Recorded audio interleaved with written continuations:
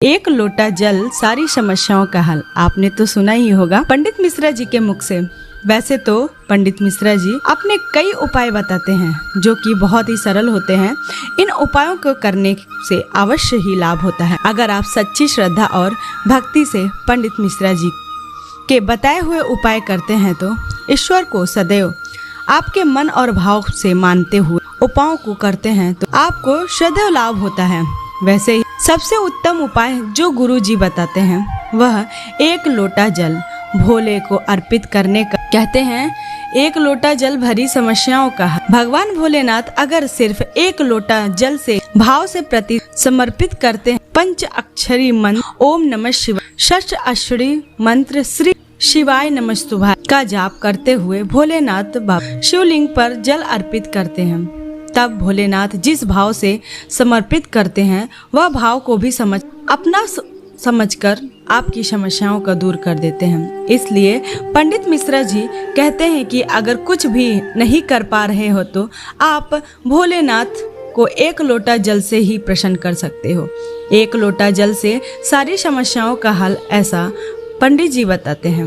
अगर कहीं भी आसपास आपके शिवलिंग है, भोले बाबा का मंदिर है, तो शिवलिंग पर एक लोटा जल प्रतिदिन अवश्य नियम के साथ भक्ति भाव से समर्पित करना चाहिए।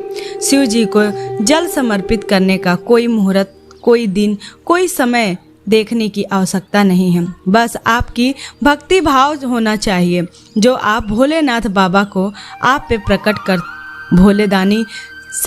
भोलेदानी सब दिन मुहूर्त तिथि व भोलेनाथ के बनाए के कोई भी आवश्यकता नहीं है।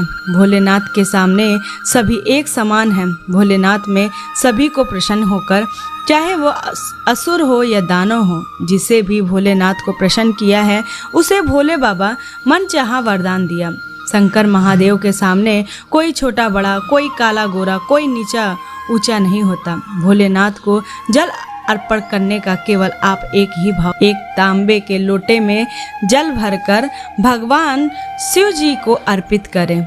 जल अर्पित करने की विधि होती है। जल अर्पित करने के लिए सदैव तांबे के लोटे में ही हमेशा उपयुक्त माना जाता है। भोलेनाथ को जल अर्पित करने का भी छोटे नियम और सर्वप्रथम जल को शिवलिंग की जलधारी से सीधे तरफ या नीचे हाथ तरफ की जलधारी से चढ़ाएं। फिर जल को उल्टे बाएं हाथ की तरफ वाली जलधारी से चढ़ाएं। फिर जल की कूटी पर जहाँ पे शिवलिंग रखा हुआ है वहाँ पे चढ़ाएं। इसके बाद भोलेनाथ की शिवलिंग पे चढ़ाएं।